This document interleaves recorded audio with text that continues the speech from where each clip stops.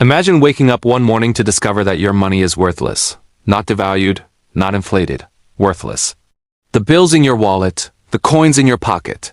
Nothing more than decorated paper and metal that no one will accept for bread.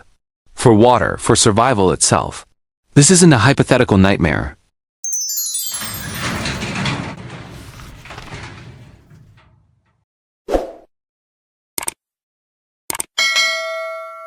For countless people throughout history, trapped behind siege walls with enemies at the gates. This was reality. And in that crucible of desperation, humanity did something extraordinary. We reinvented money itself. This is the story of forgotten currencies. Of playing cards that bought bread, of leather that paid for surgery, of promises written on scraps that meant the difference between life and death. This is the story of how siege economies minted desperation into value. A siege begins not with a bang, but with a gate closing. The year is 1573. The Dutch city of Leiden stands defiant against Spanish forces. 80,000 soldiers surround 8,000 citizens. And in that moment, everything changes. Within days, the merchants who accepted Spanish silver yesterday refuse it today. Why? Because silver can't be eaten, it can't be drunk. And most critically, it can't leave the city to buy supplies that no longer exist. Dr. Rebecca Spang, historian of economic crises, describes what happens next as the death of symbolic value. Money, she explains, only works when three conditions are met. There must be goods to buy. There must be trust in future exchange, and there must be a functioning authority to guarantee that trust. In a siege, all three collapse simultaneously. The pattern repeats across centuries with terrifying consistency. Paris, 1870. Surrounded by Prussian forces. Leningrad, 1941. Encircled by German armies. Mafeking, 1899, besieged during the Boer War. The sequence is always the same. First, prices spike. A loaf of bread that cost 1 franc in the morning costs 5 by evening. By the next week, 50. Traditional currency chases fewer and fewer goods in an impossible race. Then comes hoarding. Those with means stockpile food, medicine, fuel, anything tangible. Money, that abstract promise of future value, suddenly seems like a cruel joke when the future itself is uncertain. In the Siege of Paris, a contemporary observer wrote, "The butcher laughed in my face when I offered him banknotes for horse meat. He wanted my watch, my wife's ring, anything but those worthless paper promises." But the true crisis wasn't economic, it was psychological. Money is fundamentally a shared hallucination, a collective agreement that certain objects hold value. When that agreement shatters, something profound breaks in the human psyche. Journals from besieged populations reveal a common trauma, the vertigo of suddenly not knowing what anything is worth. A gold coin and a potato sit on a table. Which is more valuable? The answer depends entirely on whether you believe you'll live to see tomorrow. Dr. Hans Müller, who studied economic behavior in extreme conditions, notes that this collapse of monetary meaning often preceded social breakdown. When people couldn't trust their money, they struggled to trust anything, their neighbors, their leaders, even their own judgment. But here's where our story takes a turn. Because humans are nothing if not adaptive. And in that void where normal money died, something remarkable was born. Necessity, it turns out, is not just the mother of invention. It's the godmother of currency. Leiden, 1574. The city council faces an impossible problem. They need to pay soldiers, feed citizens, and maintain some semblance of order, but with what? The city's silver has long since been melted down or spent. The solution? They created money from nothing. Or rather, from the pages of books. The burgomaster ordered that pages be torn from church hymnals and civic records. On these pages, they printed promissory notes bearing the city seal. These weren't IOUs promising gold or silver. They were promises of something. Food, perhaps, when the siege lifted. Or compensation from a grateful nation. The remarkable thing? People accepted them. This pattern of improvised currency repeated across siege after siege, each with its own ingenious variation. During the Siege of Paris in 1870–71, when Prussian forces surrounded the city for 4 brutal months, the French did something extraordinary.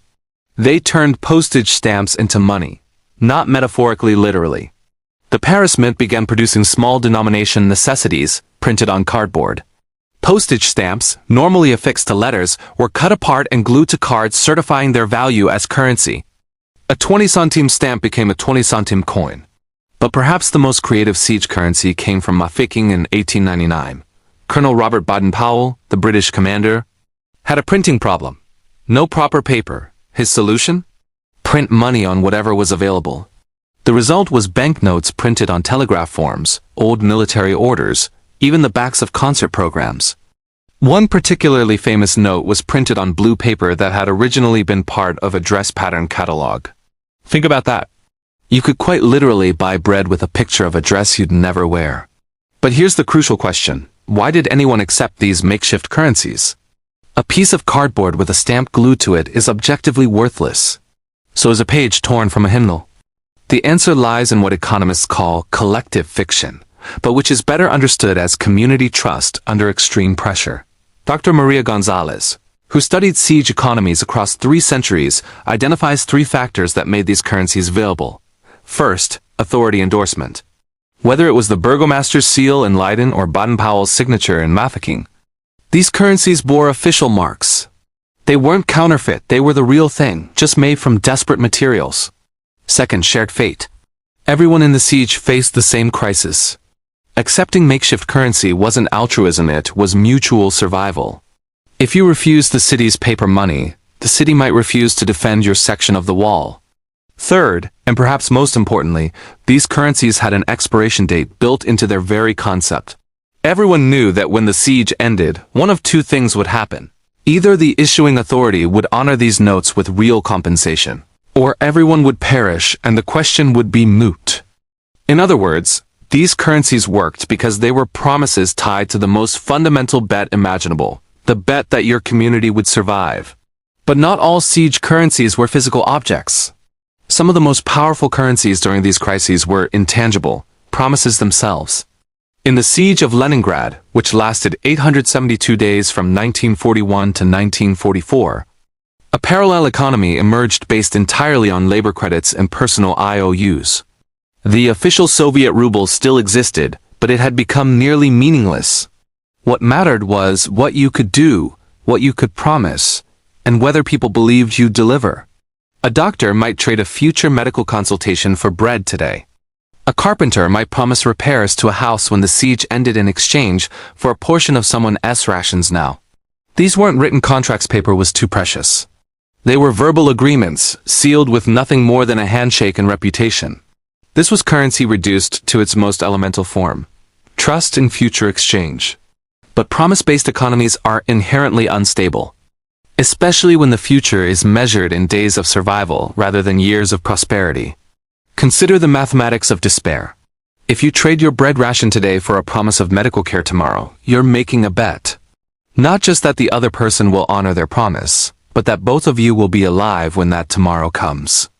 In Leningrad, diaries record heartbreaking calculations. A mother trades her wedding ring for a promise of milk for her child, delivered in 1 week. But what if the shelling intensifies? What if the promiser's family starves first? What if, and this was always the unspoken terror, what if the city falls? Every promise became a gamble on collective survival. Yet remarkably, oral histories from siege survivors reveal that most promises were kept. Not all desperation drove some to betrayal. But most, even facing starvation, most people honored their debts. This brings us to perhaps the most human element of siege economies: the rise of personal credibility as the ultimate currency. Let me tell you about Nikolai Petrovich, a watchmaker in Leningrad. Before the siege, he was moderately successful, comfortable, but not wealthy. When the siege began, his skills became invaluable, but not for watches. Who cared about time when every minute was survival? Instead, Nikolai traded on something else: his reputation for fairness. According to testimony collected by Soviet historians, Nikolai became an informal banker. He kept track of debts, mediated exchanges, and most importantly, vouched for people. If Nikolai said someone was good for a promise, that promise had value. By the siege's second winter, Nikolai's word was worth more than gold. Literally. A merchant might refuse a gold ring as payment. Too hard to verify, might be brass underneath. But if Nikolai wrote a note saying the bearer was owed 1 kilogram of flour, that note circulated as currency. Nikolai survived the siege. In the decades after, people would come to his small shop not for watch repairs, but to repay debts from the war. Some came with money. Others came simply to say, "You vouched for me when I had nothing. I never forgot." This is the paradox of promise-based currency.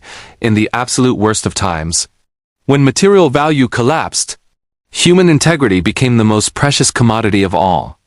But we cannot tell this story honestly without confronting its darker chapters. Because wherever desperation creates value, exploitation follows. In every siege economy, black markets emerged like toxic flowers after rain. These weren't the romantic black markets of Hollywood films. They were predatory systems that extracted maximum value from maximum suffering. During the Siege of Paris, while most citizens survived on rations of horsemeat and rats, a wealthy elite dined on delicacies smuggled through Prussian lines at obscene markups. A single egg cost what a laborer earned in a week. A meal at the notorious Voisin restaurant could cost 6 months' wages. The currency of these black markets wasn't the makeshift money of the siege economy. It was gold, jewelry, family heirlooms. One contemporary account describes a woman trading her grandmother's diamond brooch for a wheel of cheese. The broker who facilitated the deal took a 50% commission. This was profiteering at its most naked, extracting generational wealth from the starving in exchange for basic survival. But perhaps nothing corroded siege economies more than counterfeiting. Remember, these makeshift currencies relied entirely on trust. A piece of paper only had value because everyone agreed it represented an official promise. But what happens when that paper is easy to reproduce? In Mafeking, Baden-Powell's banknotes faced an immediate problem. They were too simple. Printed on various types of paper with basic designs, they could be forged with nothing more than decent handwriting and access to similar paper. Within weeks of the first notes circulating, counterfeits appeared. The response was draconian: summary courts, public executions. The message was clear: counterfeiting wasn't just theft, it was an existential threat to the community's survival. Because here's the thing about currency based on trust: once that trust is broken, it's nearly impossible to restore. If people couldn't trust the authenticity of the city's money, the entire economic system would collapse. And with it, the city's ability to organize defense, distribute rations, maintain order. One counterfeit note could start a cascade that ended in chaos. These dark elements, profiteering, counterfeiting, exploitation, reveal an uncomfortable truth about siege economies. Yes, they demonstrated human ingenuity and resilience. But they also exposed the brutal stratification that emerges when survival itself becomes a commodity. In Leningrad, researchers estimate that about 10% of the population had access to supplementary food sources through connections, party membership, or black market access. Their survival rate was dramatically higher. The other 90% relied on official rations that provided roughly 1,200 calories per day, barely enough to sustain life. Of the estimated 1.5 million who died in the siege, the vast majority came from this group. This is the tragedy at the heart of siege economies. The very mechanisms that allowed some to survive improvised currencies, promise-based exchange, personal credit networks also created hierarchies of death. Those with connections, credibility, and resources entered the siege with advantages that compounded over time. Money died in these sieges. But inequality found a way to survive. So what do these extreme economic conditions teach us? What truths about value and human nature emerge when we strip away the comfortable illusions of stable societies? First, and most fundamentally, value is never inherent. It's always collective agreement. Gold has no inherent worth. We agree it's valuable because of scarcity and historical precedent. But when you're starving behind siege walls, a potato is worth more than gold because collective agreement shifts instantly to favor survival. This seems obvious, perhaps even trite. But consider the implications. Every economic crisis, from hyperinflation to cryptocurrency volatility to housing bubbles, is fundamentally a crisis of collective agreement about value. Second, trust is the foundation of all economic exchange. The makeshift currencies of siege economies worked not because of sophisticated technology or backing by precious metals, but because communities collectively decided to trust them. This trust was fragile, certainly. It could be shattered by counterfeiting, broken promises, or simple despair. But when it held, it was stronger than any vault. These lessons aren't historical curiosities. They're playing out right now across the world in different forms. Consider Venezuela's hyperinflation crisis. where citizens turned to local barter systems and informal credit networks. Not unlike Leningrad's promise economy. Or the rapid emergence of mobile money systems in disaster zones, from Haiti after the earthquake to remote regions during COVID-19 lockdowns. In war-torn Syria, local communities have created their own currencies to facilitate trade when government currency became suspect. These often take the form of local trust networks and voucher systems, echoes of Leiden's torn hymnal pages. Even in more stable contexts, we see parallels. Cryptocurrency advocates often cite Siege Economies as proof that value can be created through collective agreement without government backing.